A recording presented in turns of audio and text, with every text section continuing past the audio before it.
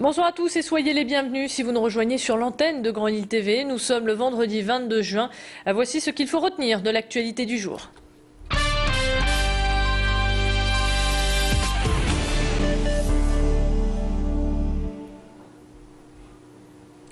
Dominique Cotret ne retrouvera pas la liberté. La cour d'appel de Douai a décidé de la maintenir en détention. La défense avait réclamé une liberté sous contrôle judiciaire avec le port d'un bracelet électronique.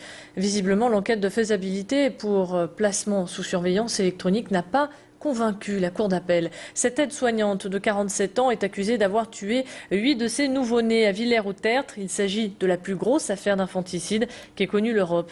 Dominique Cotret va donc attendre derrière les barreaux son procès devant la cour d'assises qui pourrait se tenir fin 2013. Mais il reste encore un nœud juridique à défaire.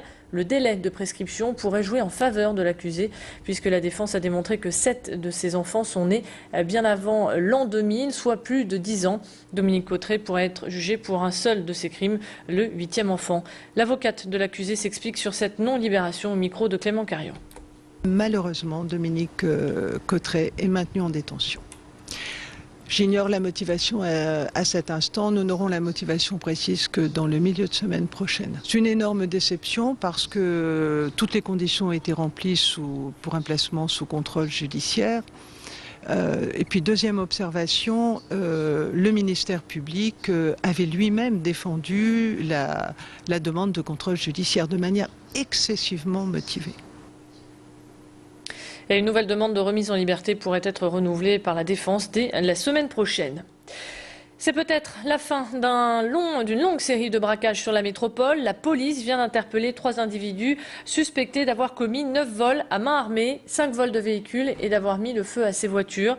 Les faits se seraient déroulés du 16 mai au 18 juin dans différentes villes de la métropole avec dans leur ligne de mire les petits commerces. Après avoir recueilli tous les témoignages, les enquêteurs ont fait le lien avec des personnes connues des services de police.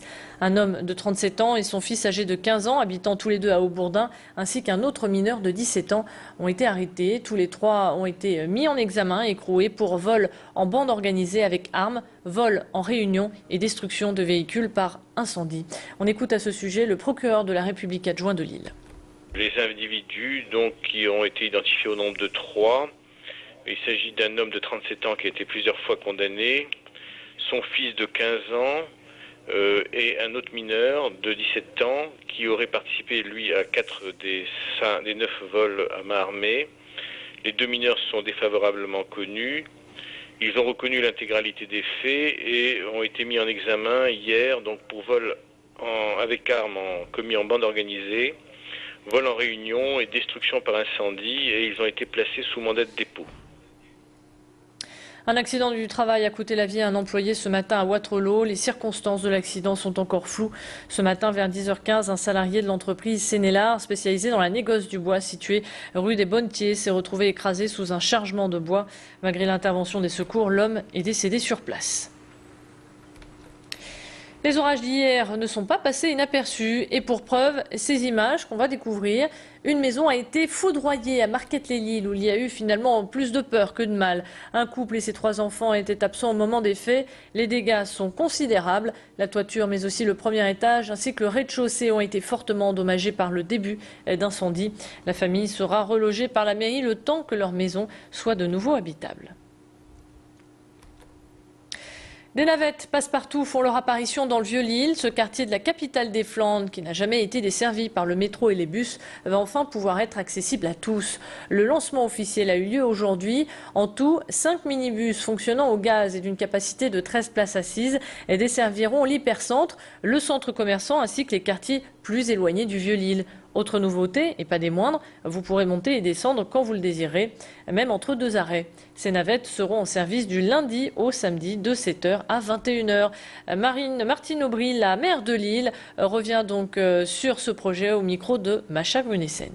C'est un projet que j'ai en tête depuis longtemps. Quand je suis arrivée à Lille il y a maintenant 18 ans, en 94, j'avais remarqué déjà ces bus qui n'arrivaient pas à passer, à tourner et cette difficulté à circuler dans le Vieux-Lille où on ne peut pas mettre ni de station de métro ni de bus à gabarits normaux qui fonctionnent bien et en plus d'un certain nombre de lieux dans le Vieux-Lille qui n'étaient pas desservis par les transports en commun.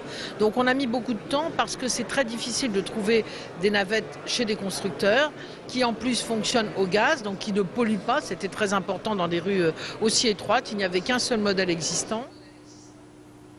Et ces navettes passeront par la place Riour, l'Opéra, rue du Pont-Neuf et l'Esplanade.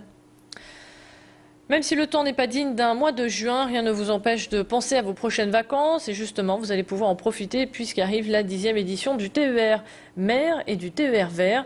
À l'occasion de vous évader le temps d'un week-end sur les plages du Nord. Cette année, quelques nouveautés viennent se rajouter, à savoir de nouvelles destinations comme Saint-Amand-les-Eaux et Saint-Omer.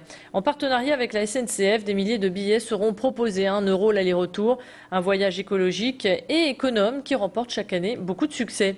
Si vous voulez profiter de cette opération, notez dans votre agenda les dates suivantes. Pour le TER Mer, les week-ends du 7, 21 juillet et 25 août. Pour le TER Vert, du 3 au 5 août. Dominique Planck nous explique comment en bénéficier. Pour avoir ce billet à 1 €, il faut se doter d'un pass Grand Air qui coûte 5 € pour 1 an. Et avec ce pass Grand Air, c'est aussi l'un des objectifs de l'opération, c'est que les gens continuent à utiliser le train tout au long de l'année, puisque avec ce pass Grand Air, vous avez des réductions très importantes sur les billets le samedi, le dimanche, les jours fériés, pendant toutes les vacances scolaires. Donc c'est vraiment aussi une volonté d'inciter les habitants de la région Nord-Pas-de-Calais à utiliser le train pour les loisirs, pour aller en vacances et pour aller se promener dans la région où il y a plein de sites à découvrir. C'est la fin de ce flash, à suivre votre météo.